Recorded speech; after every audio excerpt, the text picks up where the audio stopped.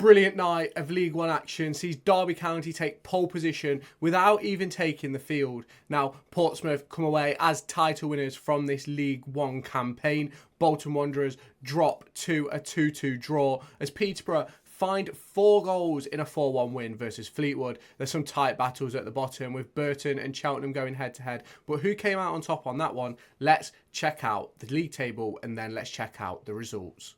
So here we have the league table then. Let's take a look at the top first and let's congratulate Portsmouth on their title. They just found a way this season to pick up points even when it was difficult. 27 wins, 13 draws and 4 losses. Can't really complain about that. 94 points in some incredible form as well. A 3-2 late victory versus Barnsley is absolutely what they needed. Obviously, Derby County still sitting in that second place with 86 points from 44. They didn't play last night. They play on Saturday versus Cambridge. But Bolton Wanderers had the opportunity to go within a point. And they messed it up right and royally. They ended up drawing 2-2 with Shrewsbury Town after going down twice, 1-0 and then 2-1. Very disappointing for Bolton Wanderers to come away with that result. Peterborough picking up a 4-1 defeat. 4-1 win, even after conceding 2 penalties. They'll be disappointed with the penalties, but delighted with the result. Barnsley, as I previously mentioned, falling to defeat against Portsmouth. Oxford and Lincoln went head-to-head, but who came out on top? It was Lincoln City with a 1-0 win. They went down to 10 men late on in the game, and that's something which you have to acknowledge. And as I mentioned, there is also some tight battles at the bottom of the table.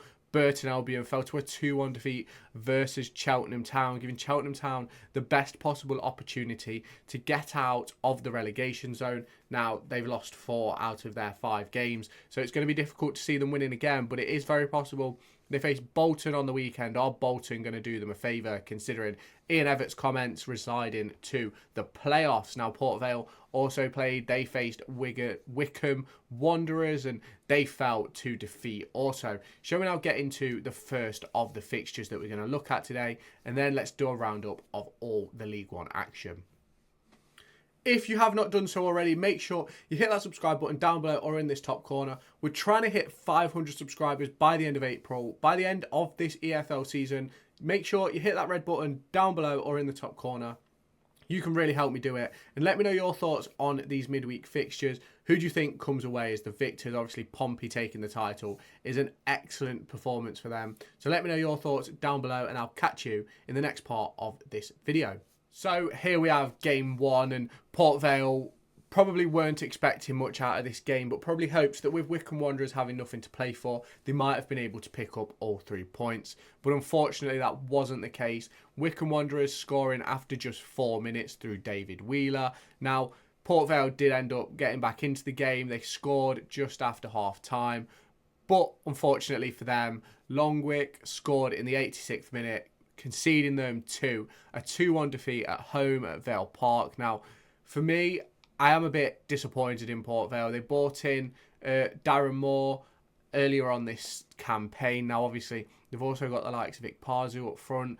They've got Ojo in midfield, Garrity, Chislett, Smith. They've got a fairly decent League One side, in my opinion. And Ripley, their goalkeeper, I think he's very good at this level. But they've just been unable to put together a string of results which gets them out of that relegation zone. And I think they currently find themselves 3 points behind Burton Albion, which means they've got to win at least one of their final 2 games, which is easier said than done when you're in that relegation scrap, lacking on confidence. But Wycombe Wanderers have been testing out a few things recently and even testing out things. They've got a very good side out there with Tavegzoli, Lehigh, you've got Longwick, Dale Taylor, Sam Vokes. Like, they've got a very good side, even when they're flipping and changing things. And Wycombe Wanderers won't really be complaining with this result. Fully deserved. And you look at the league table, 58 points from 43 games. They're not going to be devastated ending this season. Now, obviously, a player at Port Vale who I wanted at Derby is Jensen Weir, loanee from Brighton and Hove Albion, but just hasn't really got himself into the side, and that's something which you have to acknowledge. Just not quite been good enough this season. And if we scroll down now and look at the match momentum chart, you can see Port Vale were probably the better side, and in actual speaking, they had more of the ball, more more momentum when they had the ball as well. But Wycombe Wanderers taking complete control of the game with the goals they scored and at the times they scored them. Didn't really give Port Vale much of an opportunity. And that's just one of these things. Wycombe Wanderers are very good at doing that. We saw it with Derby County just a few weeks ago now. Despite Derby County having multiple opportunities to put the ball in the back of the net, they just couldn't quite do so. And then Wycombe Wanderers defended really, really well. Not creating major opportunities, but they did have some that day. And obviously, it feels like it was the same with this result. Now, if we just scroll down a little bit further, you can see Port Vale dominated the ball. Port Vale had just a bit lower expected goals, and I've said it before and I'll say it again, if you can't be clinical, you just can't lose.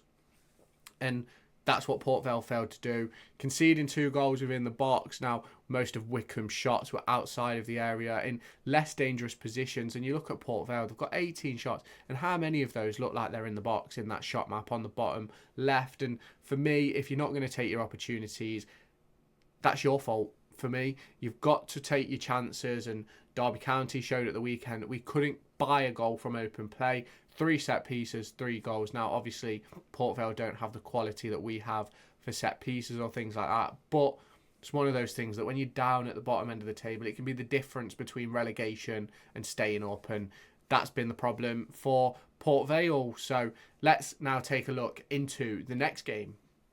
So the next one is a disappointing one for Burton Albion, but Cheltenham Town will be absolutely delighted to come away 2-1 winners. They went down to 1-0 just before half-time. 45+4, Steve Seddon scored his goal with an assist from Sam Hughes. And Cheltenham Town were probably thinking at that point, oh no, we're going to lose this. It's realistically a relegation 6-pointer. If they lost, they'd practically be out of the run-in to stay in the league. But then in the second half, just 5-6 minutes after half-time, Matt Taylor scored to bring it back level. And then Curtis Davis, rising highest from a corner, showing that he is the man of late goals and late important goals. He did it for Derby on numerous occasions, and it's done it again for Cheltenham Town at the Pirelli. Brilliant for Cheltenham Town. Disappointing for Burton, and I've said it before. I think Patterson is on borrow. I think he's gone at the end of the season. Whatever happens, he's not quite been able to get a tune out of this Burton Albion side. I know they've picked up a couple of points recently, but it's sort of been a case of a lot of blame's been put on the supporters, then he's put blame on the players, and for me that's just not what you do as a manager. It's not what you do when you're trying to lead a group in a relegation battle. For me, I personally think he'll be gone at the end of the season, whatever happens to Burton. But I think Darryl Clark, I think Cheltenham are in pole position to get out of the relegation zone and keep themselves safe. Obviously Burton Albion, I believe, are 2 points ahead of them. It might be 3, but it might be 2. And this result is impressive. It's brilliant. It's exactly what they needed. The likes of Seracombe, Taylor, Davis, showing their experience in a game like this. Now, obviously, it's one of those where it could have gone either way, but Cheltenham Town took the mantle. They took the 3 points, and post-game, Martin Patterson was talking about his side in the second half. Just didn't come out. And for me, is it because they don't trust Patterson? Is it because the way he's talking to them at half-time and things like that? Obviously, we'll probably never get this information out in the public, but it's very interesting to think about those things. And obviously, if we just scroll down a little bit more, look at the subs. Obviously, Seddon scored after coming on after 35 minutes. They were obviously missing John Brayford through injury. But if we look at the league table, look, it's just 2 points between Burton and Cheltenham. And obviously, Cheltenham have that game in hand. So it's going to be very interesting to see how this is handled over the next few weeks. Obviously, only 3 games left for Cheltenham, but 2 for pretty much everybody else. And you look at the momentum chart, and realistically, Burton weren't necessarily in this game. Cheltenham Town, the much better side, especially in the second half. Completely can see where Patterson is coming from with them not showing up in the second half. Brilliant opportunities for Cheltenham Town. They took the chances they got, and they came away with all 3 points. And if you look at the possession, it's not like it was a game, possession and stats here, it's not like it was a game full of opportunities. There was only a total of 14 shots in their entire game, and Cheltenham Town, 2 shots on target, 2 goals. What more can you ask for a relegation threatened side? Obviously making the most of set pieces, and You can't ignore that, especially down at the bottom. I just said it previously with Port Vale. Set pieces can be the difference between relegation and staying up. And I think Cheltenham Town, this is a big result for them, and it'll give them masses of confidence heading into their final 3 games. Will they be able to do it? Who knows? Let me know your thoughts down in the comments. While you're down there, make sure you hit the subscribe button to stay tuned for all my latest EFL League One content. So the next game was a big one in the battle for League One playoffs. Now, obviously, in my opinion, 5th, 6th are still there to fight for. Oxford United falling to a 1-0 defeat here after a penalty from Daniel Mandarou in the 47th minute. Now, Lincoln City had a red card late on, which obviously impacts the stats. When we come to that, I'll explain what I mean. But Oxford United at the Kassam Stadium falling to a 1-0 defeat after winning 5-0 versus Peterborough just a few days ago. They'll be very disappointed, but it's not as if they didn't play well. And you can see it here with the ratings for the players. Now, don't get me wrong, some players did not put in performances expected of them at the level that they've been playing at recently. But it's one of those, Oxford United knew they had the 5-point buffer against Lincoln, but now they've given Lincoln momentum, they've given them confidence and the opportunity to get ahead in the final 2 games if Oxford are to drop more points. Now, both of these 2 sides, for me, deserve the playoffs, but I'm not saying anybody above them doesn't, but I think both of these 2 sides deserve playoffs, and it's going to be very interesting to see who gets it. I've been really impressed with Joe Taylor since he's signed on loan for Lincoln City. Obviously, I don't think he's hit the back of the net in the last couple, but very good player nonetheless. Obviously, House in that midfield has been brilliant. Mandarou too. Obviously, their 2 wing-backs have done well, but as you can see, Hackett came off after just 8 minutes. I think their keeper, Jensen, has been inspired in recent weeks, and an 8.6 rating for him really shows how good he was in this game. Let's now just scroll down a little bit more and look at the match momentum. And as you can see, it was mainly Oxford United in control of this game against Lincoln City. But obviously, when you give away a penalty, you give your opposition a brilliant opportunity to take the lead. And if you can't score, you have to sort of resist from making those challenges in the box. And obviously the red card late on for Lincoln City sort of skews things a little bit because it'll make the numbers look very different when it comes to possession and shots and things like that. But it's just one of those for me. Oxford United coming off the back of a brilliant result, and realistically probably the big result at the weekend. It would have been better if it was a 2-1 late win rather than a 5-0 thrashing. But obviously, you're never going to take away from a 5-0 thrashing. And you look at these stats here, obviously, 66 possession to 34%. Obviously, Lincoln's expected goals is higher as a result of the penalty. It would probably be 0.8 maybe if you take off the penalty. 17 shots from Oxford to 8. 5 shots on target to 3. And as I've said it numerous times, and I'll probably get into it again when we talk about Bolton. 5 shots on target and 17 shots for Oxford. They've got to put one in the back of the net. 2 big chances missed, and Lincoln City making the most of their opportunity. So it's just one of those for me. Oxford United just weren't quite at the races in front of goal, and that is what's cost them in the end in this game. Lincoln City getting that penalty, putting themselves in the driving seat. Now, obviously, 2 points behind Oxford. Are they going to be able to do it? Let me know your thoughts down in the comments. Do you think both of these sides will get into the playoffs and Barnsley will fall out, or do you think one of these 2 sides? And if so, which one is going to get into the playoffs? For me, I think Oxford will just do it, but I wouldn't be shocked if Lincoln are able to beat it. And then obviously a massive game, and there were some massive moments in this game where Peterborough really at one point could have been 2-0 down after just 10 minutes of the game. After just 1 minute, Lowell put Fleetwood Town 1-0 up, and a penalty just 10 minutes later was missed, and that led to Mothersill for Peterborough United coming up the other end and scoring after just 17 minutes. Some changes were made at half-time for Fleetwood, and it didn't really have the inspired effect. Obviously, the goals coming late on in the game, but another missed penalty after 76 minutes, and they could have been 3-1 up at that point, and Fleetwood will go home really disappointed. 2 late goals from Clark Harris made it 4-1, but obviously Collins scored in the 81st minute to put them in front.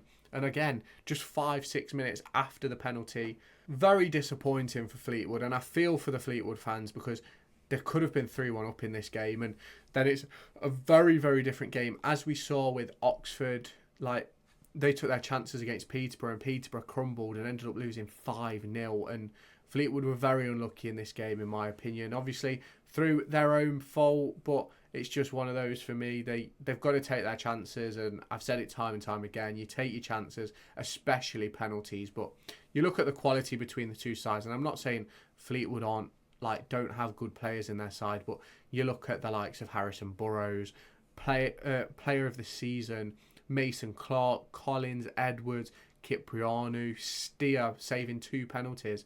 And then you look at the bench for Peterborough. They bring on Kwame Poku and Johnson Clark Harris, Ricky J. Jones. Like, they bring on some really, really good players, and you can't really take much away from Charlie Adam at Fleetwood. He's done a fairly decent job since coming in, and to be fair, in my opinion, they should have picked up a fair few more points. Now, we played them Derby. I think it was Adam's first game in charge. And to be fair, we came away, I think we won 3-1. And for me, they could have easily took all 3 points in that game. I don't think Derby were the dominant side in any way, shape, size or form. But Peterborough, they need Derby County to slip up in order to beat them to the final automatic promotion place. If Derby win at the weekend, that is Peterborough pretty much out of it.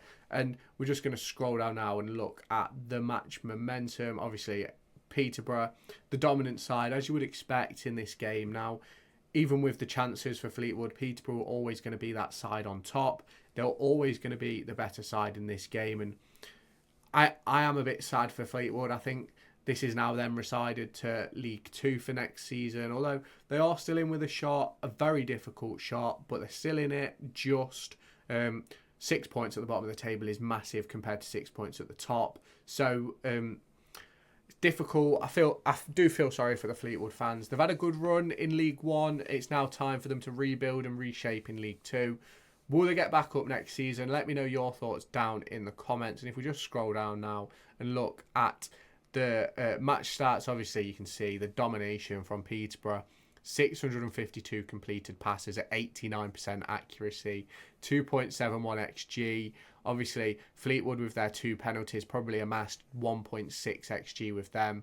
The 24 shots in the game, 14 for Peterborough, 10 for Fleetwood, 7 shots on target each. I've said it before and I'll say it again, you've got to take your chances in this league. You have to take your chances. If you want to stay in the league, if you want to go up, if you don't take your chances, you put yourself in a really, really difficult position to be able to make that happen. And you see it here, 7 shots on target for Fleetwood, majority of them in the area, and it's the 2 penalties that's the big problem for me. They've got to score them. Like, you're in a relegation battle, you have to score those penalties, and they failed to do so. It's disappointing, and it probably resides them to League 2 next season. But let me know your thoughts down in the comments. Am I wrong? Were Fleetwood unlucky? Let me know your thoughts. So, the first of the final 2 games, and it's a massive one in the battle for automatic promotion. It's the one that gives Derby pole position in the automatic promotion race. A 2-2 draw for Bolton at home versus Shrewsbury at the Tough Sheet Community Stadium. Now, I watched this game. I'm not going to lie to you. I had to keep my eyes on it. And for me, Shrewsbury Town, they could have come away with 3 points in this game. I thought they defended excellently. I don't think the ratings for the players are going to show how good they were for Shrewsbury Town, because obviously Bolton Wanderers dominated the ball, had much more opportunities, and Bolton will come away thinking, how have we not won this game 4-5-6-2? Because they had some mega opportunities in this game. They had their own Corey Blackett-Taylor moment just after half-time when Collins goes through on goal, chips the goalkeeper, it's cleared off the line, and one of their players runs in and just doesn't deal with it. And unfortunately, they didn't score for Bolton Wanderers, but as you can see, Daniel Odo put them 1-0 up with a very good counter-attacking bit of play. It was a really, really nice goal. Cameron Jerome equalised from a set piece. I thought it was a foul in my personal opinion. You'll have to let me know your thoughts down in the comments. Then just before half-time, a really well-worked set piece from Elliot Bennett. Had Jordan Shipley on the edge of the box, volley it right into the bottom corner. Nothing the Bolton keeper could do about it. Really, really good goal, that. And then in the second half, Magoma scored a really nice opportunity, and they played it about, got it out wide, cut across the box. Edson, Paris, Magoma on the edge, put it into a really nice area that the keeper just couldn't quite get it. Brilliant performance for Shrewsbury. Bolton will come away disappointed despite being the much better side. And you look at the Bolton Wanderers side, and they did make a whole host of changes for this game. They've lost Bodvarsson to injury, I believe, for the rest of the season. Sheenan wasn't involved. Santos wasn't involved. Was this Ian Evatt residing to the playoffs before the game had even started? Now, obviously, that Bolton side is more than capable of picking up a victory against Shrewsbury, but Shrewsbury do have some really good players. You've got Bloxham, Shipley, Bennett in midfield. Like, they've got a really fairly decent side for me, and the second half really showed what Shrewsbury are all about. They got their 2-1 lead and they defended excellently. And obviously they did concede the goal after 71 minutes. But I think they'll come away delighted with a point from this game. Shrewsbury, obviously Bolton, will be absolutely livid. But I thought the ratings for the Shrewsbury defenders just doesn't give them credit. I thought they were excellent in controlling where the ball was for Bolton with their movement off the ball. Thought it was excellent. I thought their keeper had an excellent game. Some really, really good chances. Shipley, brilliant performance from him. Disappointed that we didn't see Tom Bayliss. I don't think he came on the pitch. We'll just check now. Yeah, Tom Bayliss didn't come on the pitch, but as a Derby County fan, I would have loved to see him pick up a goal against Bolton. Would have been really good for Derby's chances if it had have been a win.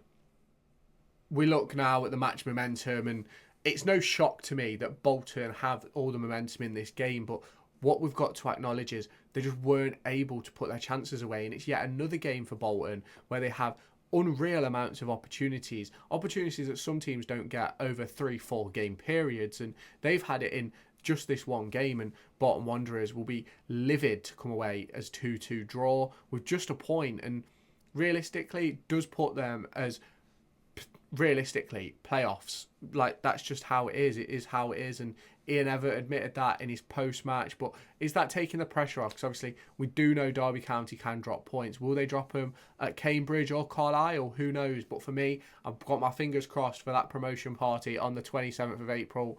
I'll be absolutely delighted if it comes off. But if we just look at the numbers, like I've said it a few times in this video, I've said it about Bolton at the weekend, and you can't have 13 shots on target at home and only score 2. Like, you've got to be doing so much better.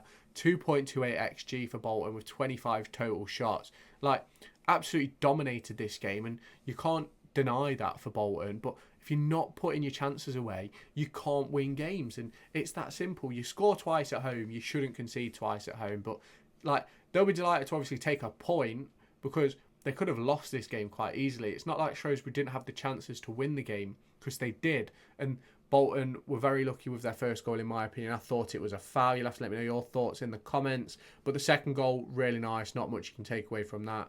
And I don't feel for Bolton, because it's brilliant for me as a Derby fan, this result. Obviously not what the Bolton fans wanted. I think at one point you were like 7-8 points ahead of us, and now look at the league table, and obviously Derby have been through some pretty tough times this season. There's been some really, really hairy moments where Paul Warne lost the backing of the dressing room, and lost the backing of the fans, and people thought the dressing room too, but not quite hit that point. And look what Paul Warne's done for Derby County now. It's looking like the championship for them next season. But shall we finish this video off with the final team who have taken the League One title? Let's get into that game now. There was some excellent scenes at Fratton Park. 2 late goals for Portsmouth in the 83rd and 89th minute.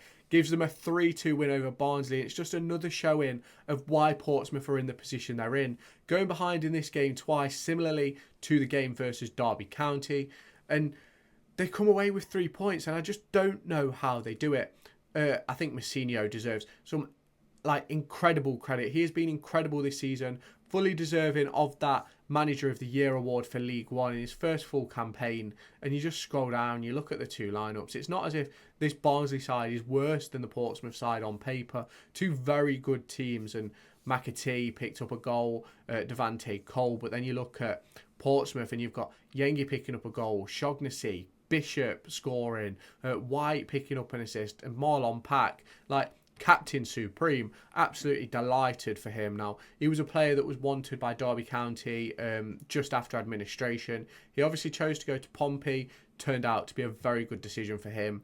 And what more can you say about this? Now, Barnsley put out a really good side and did put on a good performance, and they'll be devastated to go home with nothing. But Portsmouth, the scenes at Fratton Park, you can't take that away from the fan base. You can't take it away from anybody. And as a Barnsley fan, I just hope that no one of those Barnsley fans was sitting in the stands when everybody rushed the pitch, because it could have been a devastating thing to see, especially when at one point Barnsley were 3 points behind Derby with 2 games in hand.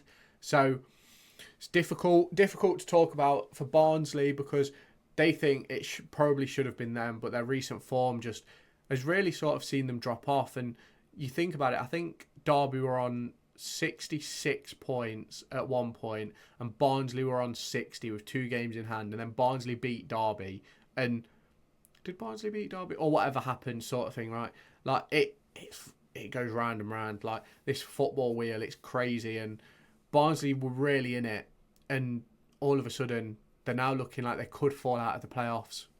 They really could, and it's disappointing for Barnsley, but Oxford will be delighted. Lincoln will be delighted with this result, and obviously Pompey take home the faithful, take home the cheers. And you look at the match momentum, it's not as if Pompey were by far the better side, and even if we scroll down and look at the numbers, like Barnsley were the better side in this game, but Pompey took their chances. Another game, another talking point of 4 shots on target for Portsmouth, 3 goals. And we talk about Bolton Wanderers, 13 shots on target at home. Like, you've got to be doing better as Bolton Wanderers, but Pompey, delighted for them. Congratulations to them for taking the League One title. Like, they have been by far and away the best team in this league, and it's not even a case of they've done an Ipswich where they've absolutely battered the league. They've just gone about their business. They've picked up results when they probably shouldn't have. Like, even in this game, going down twice, you probably think, oh, you take a draw, like you get that second goal and just make sure you don't concede. But they didn't do that. They pushed on, they got the third, they got the title, and the pitch invasion was absolutely magnificent. Delighted for Pompey, and fingers crossed we get our own promotion party as Derby County fans on the 27th of April. Let me know your thoughts down in the comments about whether you think Derby are going to do it, because it is going to be an interesting final few games.